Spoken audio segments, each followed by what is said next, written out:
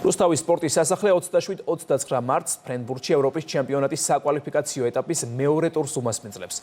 18 წლამდე გოგონათა შორის საქართველოს გოგონათა ეროვნული ნაკრები პირველ შეხვედრას დღეს 19 საათზე გამართავს ავსტრიის ნაკრებთან, დღის 4 საათზე კი რუსთავის სპორტის სასახლე გერმანია საფრანგეთის ეროვნულ ნაკრებს უმასპინძლებს.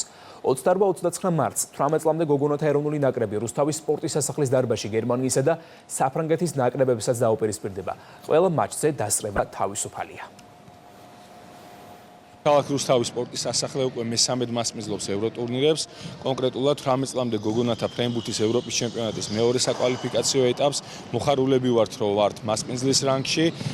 ეს შენობა არის სწორედ მაგალითი, რომ ახალი ინფრასტრუქტურა გვაძლევს მსგავს შესაძლებლობებს. იმდენად მნიშვნელოვანია ჩვენთვის, ჩვენი ქვეყნისთვის, ჩვენი ფრენბურთის ფედერაციისთვის მით უმეტეს მონაწილეობის მიღება, რომ ვიმედოვნებთ და მჯერა იმისა, რომ ევროპის ჩემპიონატის ფინალურ ეტაპს ვითამაშებთ